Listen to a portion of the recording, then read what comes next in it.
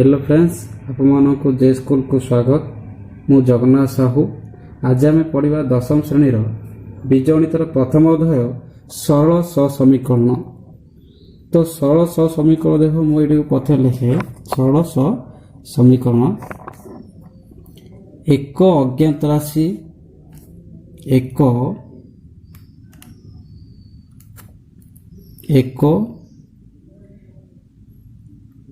अज्ञात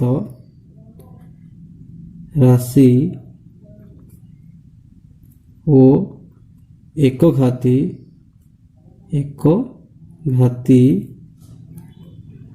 समीकरण सरल समीकरण रो साधारण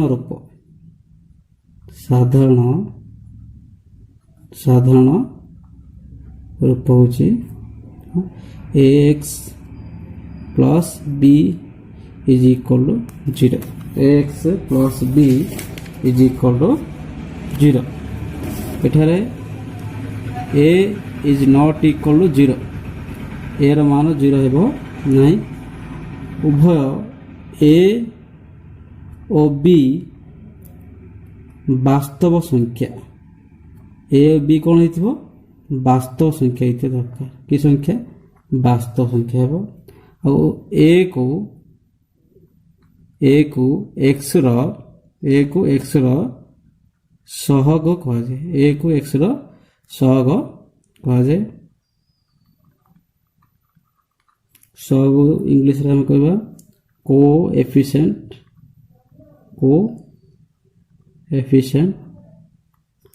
और b को ध्रुव तो इंग्लिश में कहा जाए कांस्टेंट।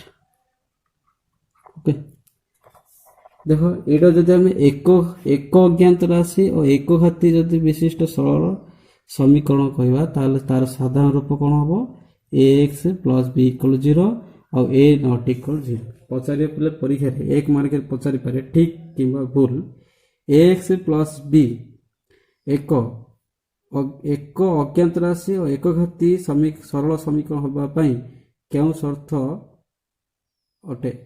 केउ शर्त अनुसार एक घाती विशिष्ट और एक अज्ञात राशि विशिष्ट सरल समीकरण होई परिबो। ताल लिखिबा a नॉट इक्वल टू 0। तो आउटे पिले मन रख हम पढ़ुथिले 9th क्लास रे ई सरल समीकरण रो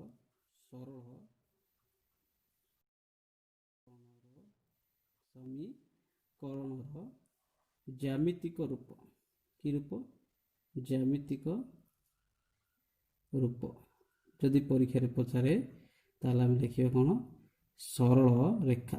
कोन लिखिबा सरल रेखा। मन रख गोटे सरल समीकरण ज्यामितिक रूप जदि पचारे ताला हम कोन लिखिबा सरल रेखा। तापरटा पढ़िबा दुई अज्ञात विशिष्ट एक घाती समीकरण। दुई अज्ञात राशि विशिष्ट एक घाती सरल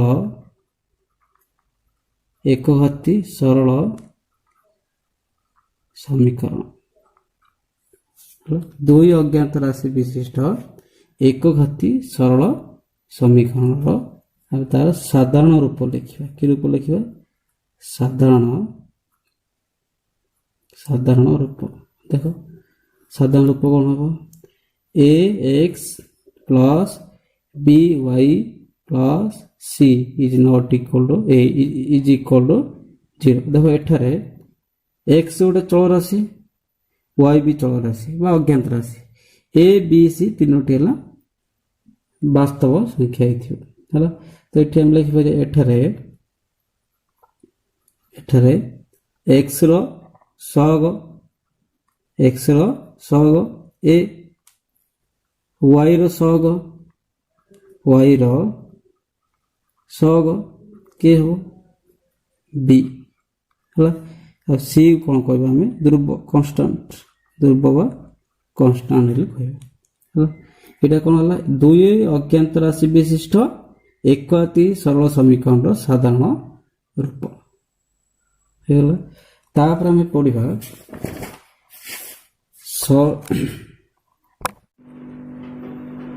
माने बर्तमान देखिए आम समीकरण द्वयर ज्यामितिक परिप्रकाश कौन सह समीकरण द्वयर ज्यामितिक परिप्रकाश। तो मन कर देख दुईटी समीकरण नहीं मन कर एक घाती विशिष्ट सह समीकरण एक घाती विशिष्ट सह समीकरण द्वय L1 नेले ax plus b1y plus c1 is equal to 0 समीकरण हमें 1 देले। Next L2 x plus a2x plus b2y plus c2 equal 0 ये समीकरण 2 देले। तो बर्तमान देखिए पिले ये दुईटी समीकरण हम प्रथम पढ़ते जे एक घाती समीकरण ज्यामितिक रूप एक सरल रेखा। तो दुईटी समीकरण ज्यामितिक रूप एक सरल रेखा। तो आम दुईटी समीकरण नहीं गोटे L1 L2 ना देते। तो दुईटी समीकरण जदि नवा ताहले तार ज्यामितिक रूप दुईटी सरल रेखा हो। जदि गोटे समीकरण देले जदि सरल रेखा गोटे हो दुईटी समीकरण नहीं तो केतोटी सरल रेखा हो ना दुईटी। देख ये चित्र रे प्रथम चित्रटा चित्र नंबर हम ये 1 देदेगा। चित्र नंबर 1 रे L1 L2 दुईटी सरल रेखा P बिंदु छेद कर। तो ये कौन है दुईटी सरल रेखा परस्पर को छेद करती। L1 लिखी दिए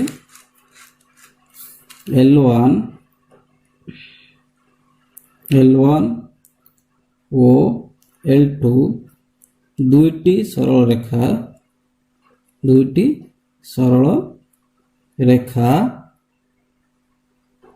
परस्पर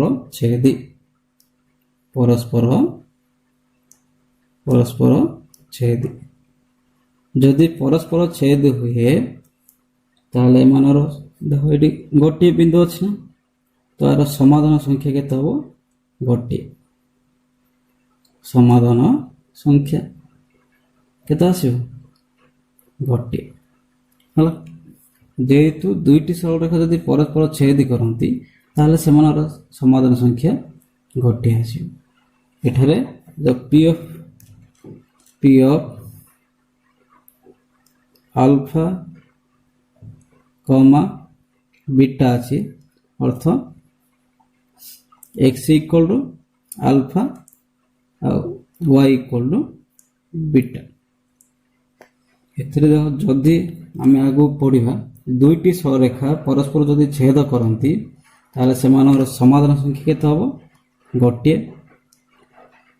आ बीजोदय बा समाधान संगत स्वतंत्र हम।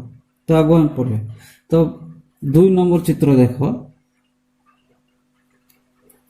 एठारे L1 ओ L2 एक ओ अभिन्न एक अभिन्न अर्थ कहीं तो L1 सरल रेखा पर L2 सरल रेखा पर L1 सरल रेखा अच्छी। तो यही असंख्य बिंदु अच्छी गोटे ना नवम श्रेणी पढ़ी गोटे सरल रेखार असंख्य बिंदु अच्छी। जदि असंख्य बिंदु अच्छी ताहले एठारे असंख्य समाधान आसीबो।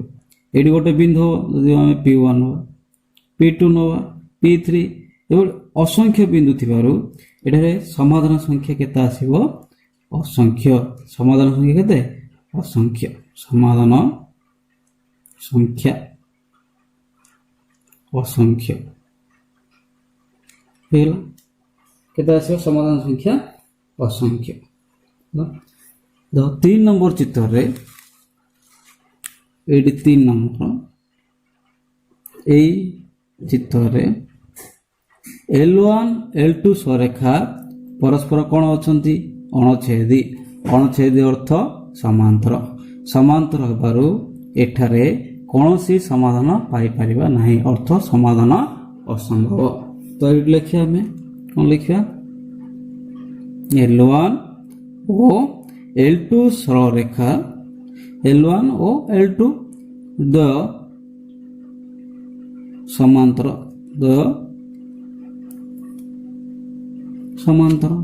ସମାନ୍ତର ହୋଇଥିବାରୁ ଏଠାରେ ସମାଧାନ ସଂଖ୍ୟା ଅସମ୍ଭବ। ସମାଧାନ ସଂଖ୍ୟା ଅସମ୍ଭବ। କ'ଣ ଲେଖିବା? ସମାଧାନ ସଂଖ୍ୟା ଅସମ୍ଭବ ଅର୍ଥ ସମାଧାନ ସଂଖ୍ୟା ନାହିଁ। ଏଇଭଳି ଆମେ ଯେତେବେଳେ ଏକଘାତୀ ବିଶିଷ୍ଟ ସହସମୀକରଣ ଦ୍ୱୟକୁ ଯଦି ଆମେ ସମାଧାନ କରିବା ତାହେଲେ ଆମେ ଏଇଭଳି ତିନୋଟି ଚିତ୍ର ପାଇପାରିବା। ହେଲେ ତ ପରସ୍ପର ଛେଦ ହେଇପାରେ କିମ୍ବା ଏକ ଅଭିନ୍ନ ବି ହେଇପାରେ ବା ଦ୍ୱୟ ସମାନ୍ତର ହେବ। ପରସ୍ପର ଛେଦ ହେଲେ ଗୋଟିଏ ସମାଧାନ ପାଇବା, ଏକ ଅଭିନ୍ନ ହେଲେ ଅସଂଖ୍ୟ ସମାଧାନ ପାଇବା, ଆଉ ସମାନ୍ତର ହେଲେ ସମାଧାନ ଅସମ୍ଭବ ଅର୍ଥ କୌଣସି ସମାଧାନ ପାଇପାରିବା ନାହିଁ।